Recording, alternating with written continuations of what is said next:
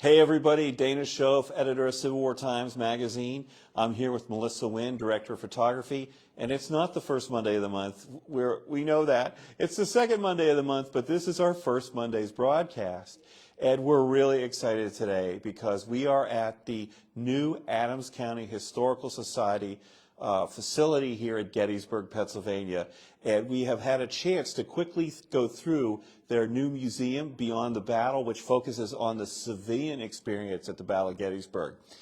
I love museums. I love going to them. I see a lot of them. And this thing is super cool. This tells a story about Gettysburg that hasn't really been laid out in this detail.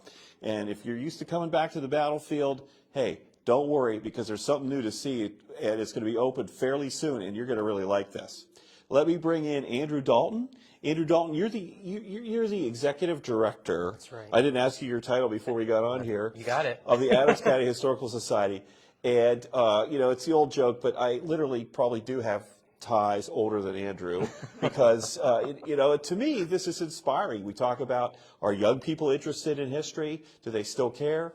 And here's this young man who has taken this historical society by the reins and driven it to build this new facility out just north of town, essentially very near the first day's battlefield. So tell us quickly, because I visited with you last when the Historical Society's possessions were all packed in a Victorian house on Seminary Ridge. And you mentioned then you were going to launch a capital campaign to build this. What was that, a couple years ago? Yeah, I think 2020 is when we launched our 2020, and here we are. So tell us a little bit more about how you got here and what's going on. Sure, thanks, Dana. So it's just been an unbelievable journey for us as an organization.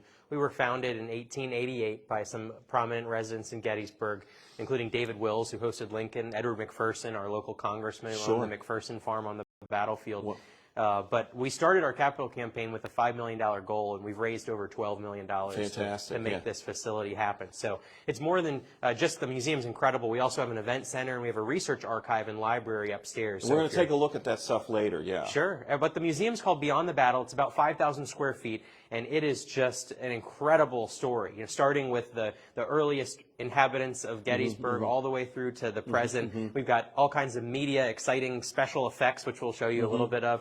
And then I think over 600 artifacts are on display currently in the museum. And they're some of the rarest artifacts you'll see in Gettysburg. And what's nice is there's a lot of artifacts on display, but it's not like the place is stuffed with artifacts, because they let these artifacts breathe and tell stories, which is really compelling.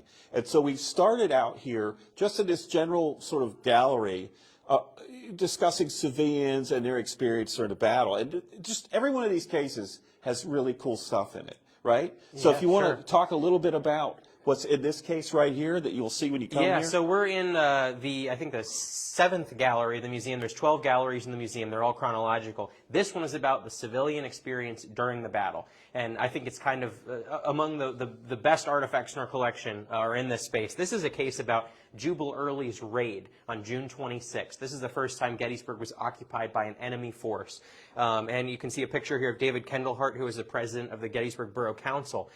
He is the one who actually interacted with Jubal Early when the ransom note was delivered, or the requisition, the demand for supplies from General Jubal Early. And that right there in the top left corner, on loan from the National Park Service, is actually the original ransom note written by Jubal Early, and the reply from David Kendallhart stating that the town really couldn't meet the demands of the Confederate general. And then you said they burned Thaddeus Stevens' ironworks. That's right. Yeah, so the Confederates burned, just a couple days prior, they burned the ironworks of Thaddeus Stevens at Caledonia, which is located west of Gettysburg in the mountains.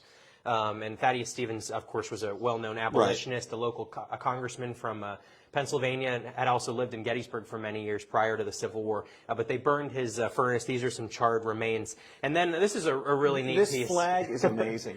Can you got that pretty well, Melissa? So this is a makeshift Confederate flag that was actually stitched together hastily by some Gettysburg residents who were fearful of having their house ransacked and destroyed by the Confederate Army.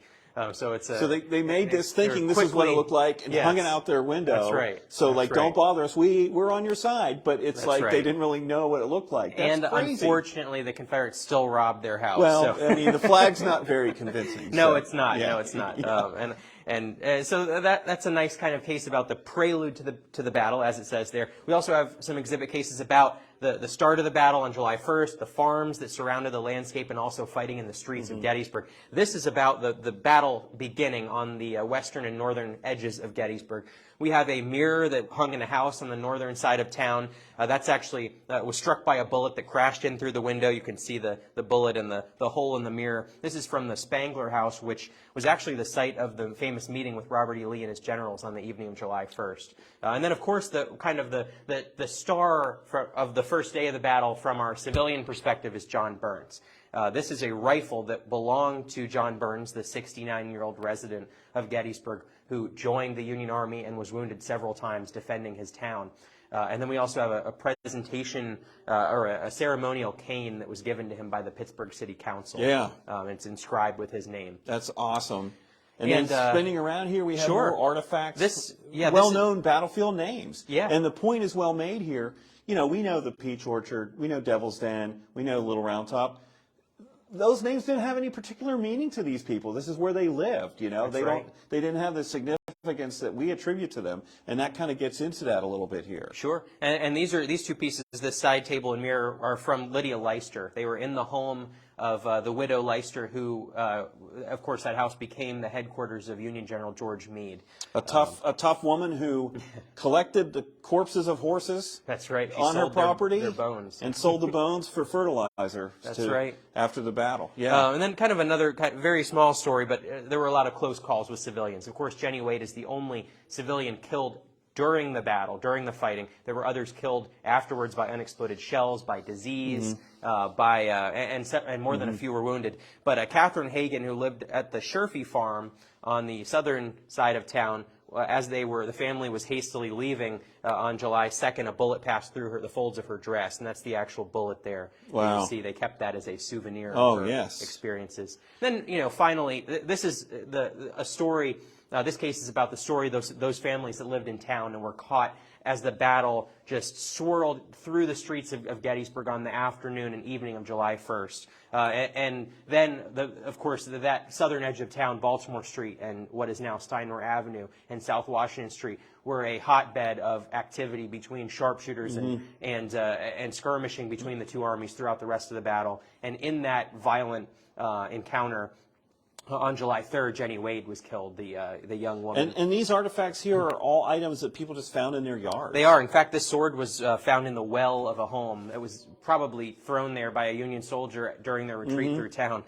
Sally Myers, one of our local teachers who became a nurse, found this sword. Her family found it. This is a Confederate pistol that was actually left on a horse outside a home on High Street, and Peter Myers went out and stole the pistol off of the Confederate saddle. So that's a stolen Confederate pistol from a local citizen of the town. Then kind of returning to Jenny Wade, this is the candlestick that lit the room while her coffin was being put together on, I think, late in the day on July 3rd. And then that's an original copy of the pension that was given to Mary Wade, Jenny's mother, by the federal government for the death of her daughter. It's incredible. And, just to mention, we can't go through all this stuff, but Melissa, kind of backpedal around and just kind of shoot here, and you can see a lot more Civil War artifacts. Those are all guys from Gettysburg that fought in the Civil War. They may not necessarily have been in the Battle of Gettysburg, but they were born and raised here, went off and joined Union regiments and served elsewhere. And you can see there's some great African-American history and some earlier Gettysburg history. You start with the prehistoric era, actually, with dinosaur footprints, and you will wind your way, eventually arriving here at the Civil War. So it's the story of the people of Adams County, and really if you're into this battle and you come here a lot, it gives depth to everything for the largest battle of the Civil War. It really helps. Now, we had talked about this as separate, but I think we could keep rolling here at this point instead of separate videos.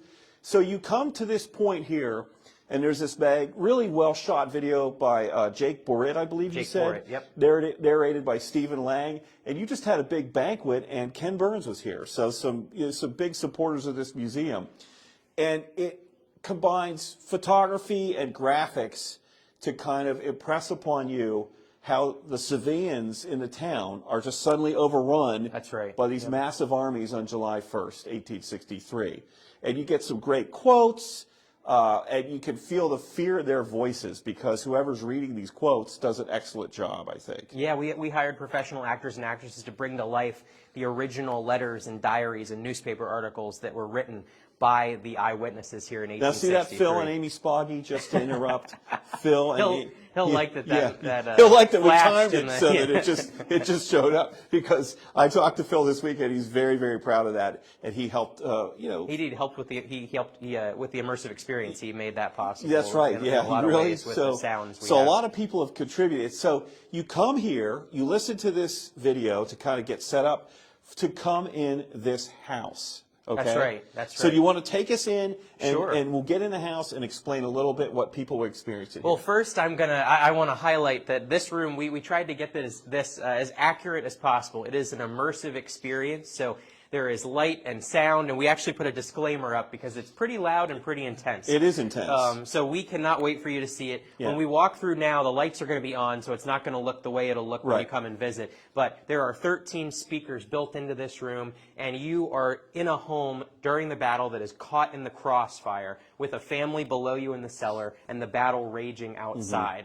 So it is a fully immersive 360-degree scene where you're in the middle of all of this. We recorded live sounds at a firing range in Virginia with the North-South Skirmish Association. Right. We and recorded. I think Phil helped. He did, yes. that as Phil well, and yeah. a lot of others kind of helped us get out there on the range and capture real, authentic sounds of what it's like. What does it sound like when a bullet hits a window and goes through the glass? Yeah. Or what is it like when it hits a brick wall or a Right. shell comes over your head? Yeah. And so we used those real sounds to make this happen. So we'll just walk through and you can see the We scenic have elements. good reception, Melissa? Okay, go on in.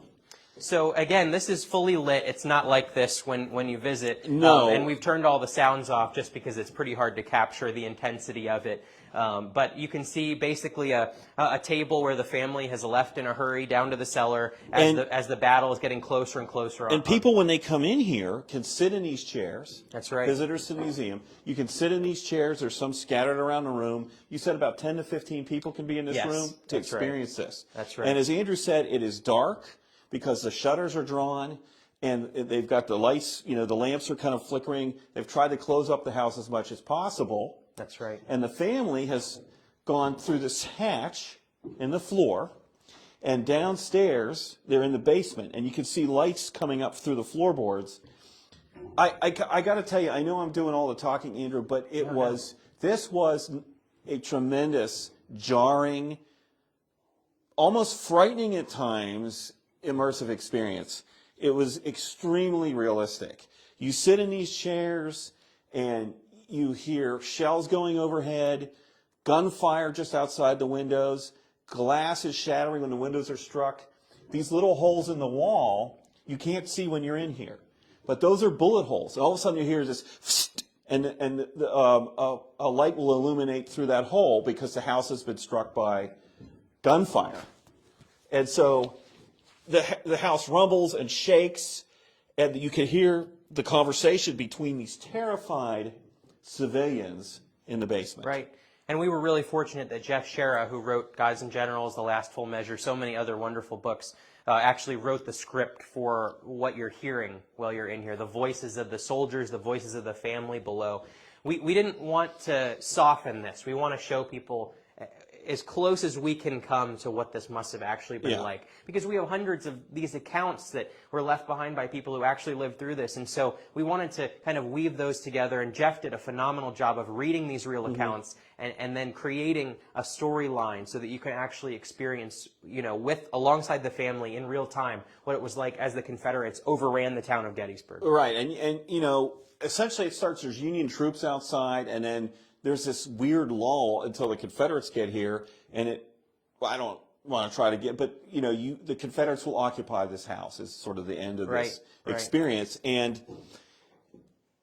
it had me on edge a little bit. I have to admit. I mean, there's no romanticism here.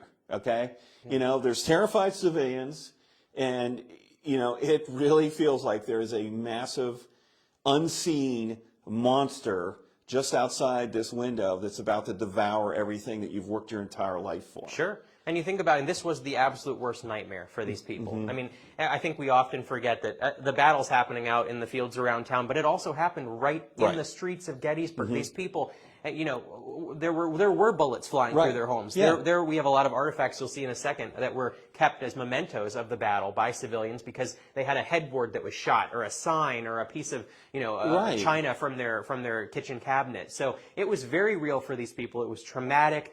And it was something they remembered for the rest of their lives. Many of them wrote about it. But we wanted to do something that didn't soften that really shows the intensity of it. If you're interested in the Civil War, and I know you all are, this doesn't only serve you for Gettysburg. This could be a house in Fredericksburg during the Union bombardment. Yeah. This could be a house in Petersburg, Virginia. This is what civilians experienced in towns and cities across in Eastern and Western theater. This could be a little log house on the Chickamauga battlefield. You know, I mean, this is something that will help you understand and I think north, south, east, west, what people went through when these massive armies fought around outside their homes, outside their front doors. And we can't forget about the civilians. I mean, it's just such an important part of the story. You almost have to have both, you know, sides of it, the soldier's perspective and the civilian's perspective. And this type of, you know, warfare, you know, around the world, we still have communities that are affected by this kind of intense violence. And so I think it's just very pertinent for people to be able to understand that this happened here too. It happened in our communities. It happened in Pennsylvania, and not all that long ago. Well, and it makes me feel fortunate that America, as a country, has experienced relatively little of this. Sure. Yeah. I mean, if you kick this up a notch and you think of Europe and World War II, I mean, I'm getting a little, but it really it makes you think when you go through this experience. Thank you, Dana. Sure, no problem. It's very exciting. We worked very hard on this. It's really cool. Can't wait for everybody to see it. I know. Now we're going to do a few more videos here today. Of course, Melissa, we have some folks on. We do have somebody who's asking when it is open. Sure, it opens April 15th is our grand opening weekend. Yeah. Thank you for asking. Yeah, April 15th. Yeah, we've got lots of people on. Civil War Seattle is here. Beautiful. Hey, Richard. Yeah. You're going to have to repeat what I'm saying because they can't. Oh, Civil War Seattle. Hi. Here, Melissa doesn't have a mic, so I'm repeating it. Gene Baker. Hey, Gene. Greg Crescent. Oh, Greg Crescent. Okay. Richards. Jeb Stewart Trammell. Oh, Jeb Stewart. What was the last name? Trammell. Jeb Stewart Trammell. Next, nice. Sounds amazing. Thank you for joining us and hearing about it. Yeah. Yeah, Rich Condon is on. He said no comments about the weather and he can't wait to come see this. Rich, you're going to enjoy this, And Rich. we might not have mentioned we're less than a mile north of the square of Gettysburg. So we're just right on the edge of town. It's very easy to find. You just go north out of town. Carlisle Street, right past Street, the Majestic Theater, the Lincoln train station. Go another half mile and we're on the right. You won't miss it. Yeah. I'm just scrolling through to see if there are any other questions. We've got lots of people on saying hello. Oh, well, that's great. And I'm so glad you're joining us. And if you have a question, we'll be back, you know, with a few more presentations here, just a few minutes, really. You know, feel free to ask Andrew. He'd be happy to answer. Yeah, I'd love to answer. From Italy. Mark Grimm in Italy? That's amazing. I thought, you know, you guys would be in some Italian pub right now. But I'm glad, Mark, we have to go here in Labor Day. We have to, I have a group of friends and we meet every Labor Day on the battlefield. We've got to make this a stop. We really appreciate that. And we are also, and you'll see in a little bit, but we preserve over 1 million items. So, you know, the admission for this goes right towards that. We have a huge collection that we need to continue to They have really cool artifacts, you know, not just Civil War stuff. They have really cool stuff in here. They really do. Yeah, it's a great place. Let's just break for a second so we can kind of regroup outside of the house. And we'll take you through some of the Civil War post-battle exhibits that are out here. And then I think we're going to take a look at your archives. Sure, yeah. And then I have not seen this yet. You have a fabulous storage facility. We do, yes. For your to preserve and protect all these other artifacts. Yeah. We'll get a look in that, too, which is always cool to get behind the scenes. Sure. Okay, everybody. Thank you, everybody. Yeah, thanks a lot. So, Dana Schoaf, Melissa Lynn, and Andrew Dalton here at the Adams County Historical Society in the Beyond the Battle Museum. And we will be back with you momentarily just outside the Immersion House to show you some more exhibits. See you very soon.